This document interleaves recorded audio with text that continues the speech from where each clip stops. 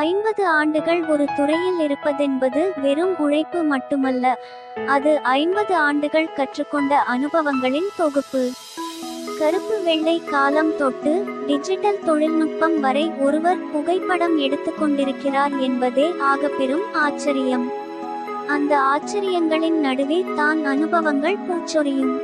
ஒரு ஊரை அதன் பழைய பார்வைகளிலிருந்து புதிய பரிணாம வளர்ச்சி வரை ஒருவர் பார்த்து படம் பிடித்து வளர்ந்திருப்பது வேர்களையும் கிளையும் ஒருசேர பார்க்கும் மண் போல அதிசயமானது.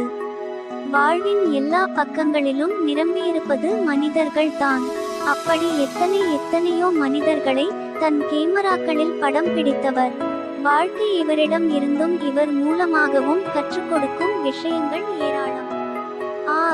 வரதராஜன் கோவிந்தம்மாள் அவர்களுக்கு மூத்த மகனாக பிறந்தவர் நல்லுசாமி. 3 தம்பிகள் 3 தங்கைகள் கூட்டு குடும்பத்தில் பிறந்து புகைப்பட கலையை கற்றுக்கொண்டார். தனது குருநாதர் ஆசான் ஈரோடு சந்திரன் ஸ்டுடியோ பெரியண்ணன் அவர்களை பற்றி பேசும்போது கண்கலங்கி அவரை மறவாமல் என்றும் தொழில் செய்து வருகிறார். முதலில் வாங்கிய கேமரா சீகா 6 கேமராவில் தமிழகத்தில் பல தலைவர்களை படம் எடுத்துள்ளார். பெரியார், காமராஜர், அண்ணா, எம்ஜிஆர், கலைஞர் ஜெயலலிதா, வெங்கட் ராமன் மற்றும் சினிமா சார்ந்த பல கலைஞர்களையும் படம் எடுத்துள்ளார். தனது தொழிலில் 50 ஆண்டுகளை கடந்த பொன்விழா காணும் புகைப்பட துறையின் பிதாமகன் மதிப்பிற்குரிய ஐயா திரு நல்லுசாமி அவர்களை 185 உலக புகைப்பட தினத்தன்று அவரை வாழ்த்துவதில் பெருமை கொள்வது போட்டோ வீடியோ சொந்தங்கள். எனது பெயர் நல்லுசாமி. பவானியில் கடந்த 50 ஆண்டு காலமாக தொழில் செய்து வருகிறேன். புகைப்பட கலையை கற்றுக்கொண்டு நான் இதுவரை பயணம் செய்திருக்கிறேன். அதற்கு முதற் காரணமாக எனது தாய் தந்தையரை வழங்கி எனது ஆசானாகிய பெரியண்ணன் அவர்கள் சந்திரன் ஸ்டுடியோ அவருடைய இல்லாவிட்டால் நான் இன்று இந்த அளவுக்கு வந்திருக்க முடியாது. அவரை மனமாற வேண்டி எனது தொழிலாளர் பெயர் வரதராஜன் கோவிந்தம்மாள். இவர்களுக்கு மூத்த மகனாக பிறந்தேன். என் உடன் பிறந்தவர்கள் 3 தம்பிகள் 3 தங்கைகள். அப்படிப்பட்ட கூட்டு குடும்பம் பெரிய குடும்பமாக இருந்தது. அவைகளிலிருந்து நான் புகைப்பட கலையை கற்றுக்கொள்வதற்கு அவர்கள் உறுதுணையாக இருந்தார்கள். 1949 நவம்பரில் பிறந்தேன். 1974 1960 நான் சந்திரன் ஸ்டுடியோ ஈரோட்டில் ஆஃபீஸ் பாயாக வேலை பார்த்தேன். அன்று முதல் பலதரப்பட்ட முதலாளிகளை சந்தித்து என்றாலும் மனதில் நிற்பது பெரியண்ணன் என்கின்ற சந்திரன் ஸ்டுடியோ ஓனர் தான். அவருடைய அன்பும் ஆசையும் எனக்கு நான் ஸ்டுடியோ வைக்கிறேன் என்று கூறியவுடன் அவர் ஸ்டுடியோவில் இருந்த 2 சைலைட்டை கொடுத்து கொண்டு போய் வச்சு செய்யப்பா என்றார். அந்த ஊக்கமான பேச்சை என்னை மிகவும் முன்னேற்றத்துக்கு எனது மனைவி பெயர் ராஜேஸ்வரி. எனது மூத்த மகள் சாந்தி, மகன் பெயர் நந்தகுமார், அடுத்த மகள் பெயர் பத்மபிரியா.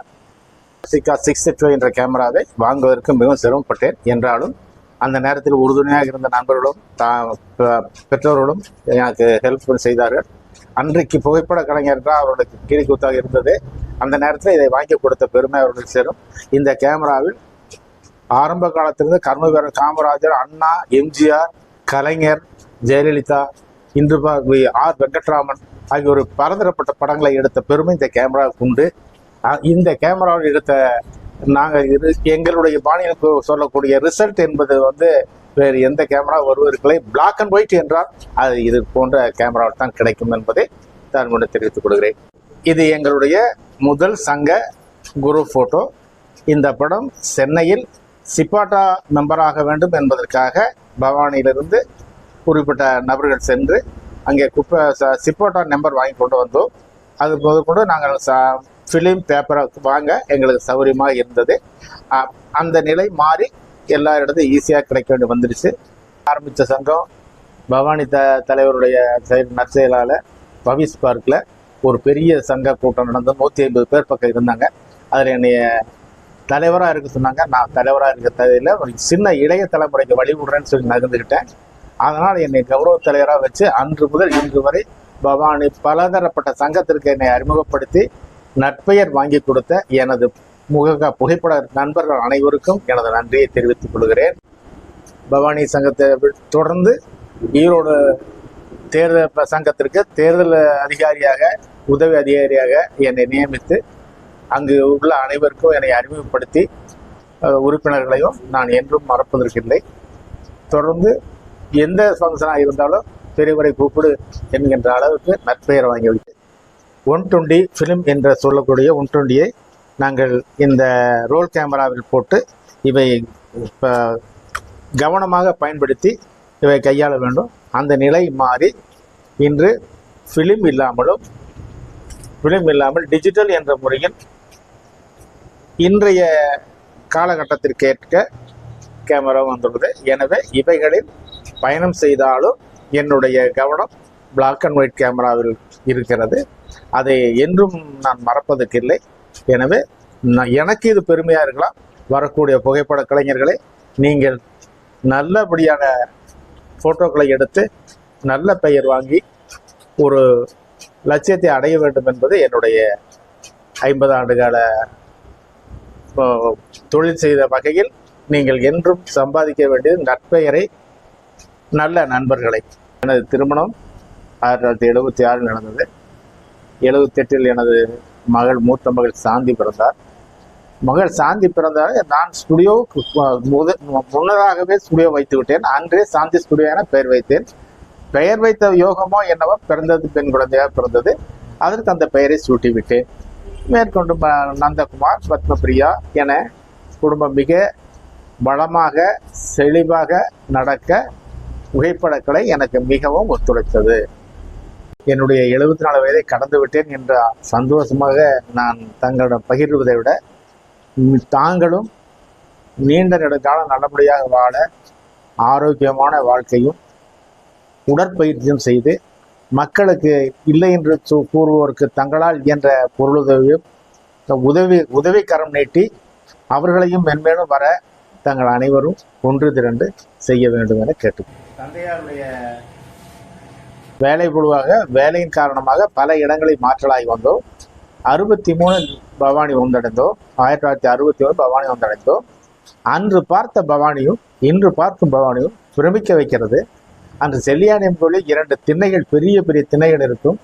அவைகளை கடந்து அம்மனை தரிசிக்க செல்வோம். அது ஒரு காலகட்டம்.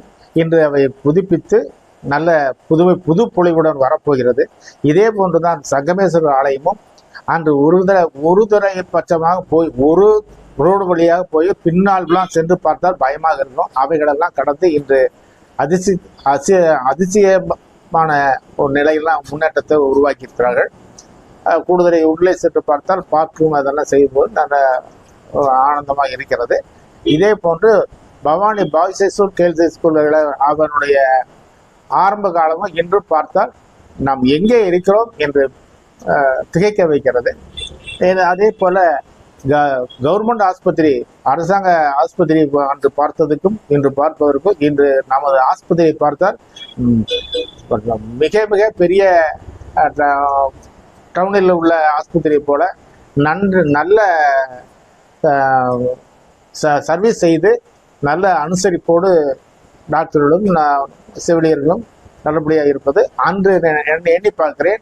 ஒரு காலில் ஒரு காயம்பட்டு விட்டார், போய் நின்று மருந்து வாங்கி வந்ததுக்கும் இன்று போனது உடனே அவர்களுடைய அன்பான அனுசரிப்பும் அதுக்கேற்ற மருந்து மாத்திரைகளை கொடுத்து நன்றாக சாப்பிடுங்கள், நன்றாக செய்யுங்கள் என்று கூறும் அற்புதமான வார்த்தைகளை கேட்கணும். அதே போல பவானியிலிருந்து கூடுதுறை செல்லியாண்டியம் பவானி கூடுதுறை செல்லியாண்டியம் ஸ்கூலில் ஊராட்சிக்கோட்டை என்ற ஒரு சிவனும் பெருமாளும் சேர்ந்த மலை இருக்கிறது.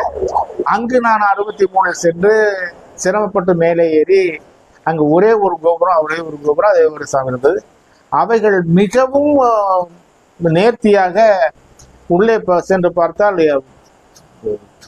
மூக்கில் விரல் வைக்க வேண்டும் அளவுக்கு நல்ல மண்டபமும் பெருமாள் சன்னிதானமும் சிவன் சன்னிதானமும் அங்கே ரொம்ப அருமையாக நிறுவப்பட்டு அங்கே மதிய உணவு நல்ல விசேஷ காலங்களில் மதிய உணவு கொடுத்து நடைபாதைகளும் செப்பனே செயல்படுத்தி அவை நம்ம பவானிக்கு ஒரு பெரிய சிகரமாக முத்தாய்ப்பு வாசியாக அமைத்திருக்கிறார்கள். அந்த உருப்பநாயக்கம்பாளையம் அந்த ஊராட்சி கோட்டை கோயிலுடைய அறங்காவலர்களுக்கும் அங்கே இருக்கக்கூடிய அக்கம் பக்கத்தில் உள்ள பெரிய பவானியில் வந்து 2 ஆறு ஓடுகிறது. பவானி ஆறு, காவிரி ஆறு என இரண்டு ஓடுகிறது. ஒரு சமயம் பவானி ஆற்றில் வந்து நிறைய தண்ணீர் வந்து பவானியே பாதி நகரம் நீரில் மூழ்கி இருந்த சமயம் நான் இங்கே உள்ள கூட்டுறவு பேங்க்கு நான் மெயின் ரோட்டில் நீச்சல் அடித்து சென்றிருக்கிறேன். அந்த அனுபவமும் அதற்கு பிறகு பெரிய காவேரியில் வெள்ளம் வந்து அங்கே திக்காலுக்கு ஒருவராக நாம் ஓடிவிட்டோம். அப்போது வந்து திடீரென ஒரு வதந்தி மேட்டூர் டேம் உடைந்து விட்டது என்று கூறிவிட்டார்கள். அப்போது ஓடிய ஓட்டம் ஊராட்சி கோட்டை பாதியில் இருக்கிற மக்கள் போய் சேர்ந்தார்கள். அந்த மாதிரி நிலை உருவானது. அவைகளையும் அதன் பிறகு வந்து 1 லட்சம் கன அடி தண்ணீர் வந்து அவைகள் தண்ணீர் போன போக்கவும் அன்று பார்த்த காவிரியும் இன்று பார்த்த காவிரியும் இன்று நாம் இந்த பேட்டி எடுக்கும்போது கூட காவிரியில் ஏறத்தாழ ஒரு 80,000 கன அடி தண்ணீர் ஓடிக்கொண்டிருக்கிறது. ஆடிவெல்லாம் ஓடிவர மறப்பதில்லை என்று கவிஞன் பாடியதை போல காவிரியில் அன்று ஆடிப்பெருக்கு அன்று நல்ல வரவேற்பும் நல்ல அனைவரும் நீராடியது மகிழ்ச்சி. நமது புகைப்பட கலையை கற்றுக்கொள்வதற்கு நான் பட்ட துன்பங்களும் இடங்களும் நேராலும் என்றாலும் 14 நிறுவனங்களில் நான் வேலை செய்து வருகிறேன். அந்த 14 நிறுவனத்தில் எனக்கு முத்தாய்ப்பு வைத்த மாதிரி உள்ள ஒரே ஒரு நிறுவனம் ஈரோடு சந்திரன் ஸ்டுடியோ ஐயா பெரியண்ணா அவருடைய சாரும். எப்படி கூறுவதென்றால் நான் வருவதோ போவதோ என்ன வேண்டும் என்பதை தாயன்போடு விசாரிப்பார். அவரின் தன்மையில் வந்து இரவில் கடை அடைத்து சென்றார். காலை 4 மணிக்கு வந்து ஃபிலிம்களை டெவலப் செய்வார். அன்று ஃபிலிம் டெவலப் செய்வதற்கு டார்க் ரூமில் வந்து சரியான சீதோஷ நிலை தேவை. அந்த சீதோஷ நிலையும் பார்க்க முடியாது. எனவே இரவில் டெவலப்பர் குளிக்க வைத்து விட்டு பானையில் வைத்துவிட்டு செல்வார். 4 மணிக்கு எழுந்து நடந்து வந்து அவர் சைக்கிள் ஓட்ட தெரியாது, சைக்கிள் ஓட்ட மாட்டார். எனவே நடந்து வந்து ஜன்னல்களை திறந்து விட்டு வெளியே கதை பூட்டி விட்டு டெவலப்பெல்லாம் ரெடி செய்து ரோல் ஃபிலிம், கட் ஃபிலிம்கள் கட் ஃபிலிம்கள் ஏராளம் 2B, கோட்டர், கேபினெட், ஃபுல்பேட், டொல்டர் என 5 வகையான ஃபிலிம்கள் இருக்கும். இவைகள் எல்லாம் டெவலப் செய்து அவை உறிந்து போகாமல் இருக்க, மெல்ட் ஆகாமல் இருக்க குரோமாலத்தில் போட்டு நனைத்து எடுத்து சிட்டியாளில் 2 சணல் கட்டி 2 சைட்லைட்டுக்கு இடையே சணல் கட்டி மின் விசிறியை ஸ்லோவில் வைத்து விட்டு செல்வார். அவர் அன்று அப்படி சென்று விட்டால் நாங்கள் 8:30 மணிக்கு கடைக்கு வருவோம். 8:30 மணிக்கு வருவதற்கும் அந்த ஃபிலிம்கள் காய்வதற்கும் சரியாக இருக்கும்.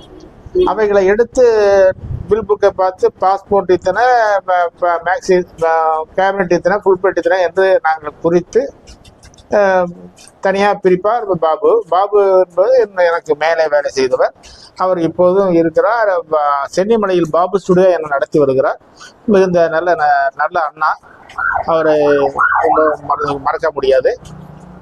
அவருக்கு நமது பெரியண்ணா சந்திர ஸ்டுடியோக்காரர் தான் கடை வைத்து கொடுத்தார். அந்த பெருமையை அவரே சேரும். அவர் செய்வது நாங்கள் வந்து இவைகளை முடித்து நான் ப்ரூஃப் படிப்பதற்கு எடுத்து செல்வேன். அன்றெல்லாம் ப்ரூஃப் கொடுக்கும் பழக்கம் உண்டு.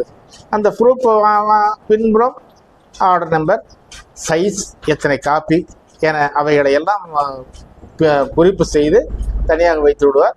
9:45, 10 என சமயத்தில் அவர் வருவார். வந்து இவைகளை சரிபார்த்து கடையை நடத்தி கொண்டிருந்தார். அந்த ஒரு பாங்கு வேறு எந்த முதலாளியிடம் பார்த்ததில்லை. பல முதலாளியிடம் சொல்லத்தக முடியாத அளவு சங்கடங்களையும் பல பேர் நார்மலாகவும் வரும். ஆனால் எந்த விதமான தப்போ அந்த இளநீரை போல அடுத்தவங்க நல்லா இருக்கணும், நம்ம தொழில் நல்லா செய்யணும், பசங்க நல்லபடியாக வரணும்னு தாயன்போடு என்னை அனுசரித்த ஐயா அவர்களை என்றும் மறக்க முடியாது, மாற மாட்டோம்.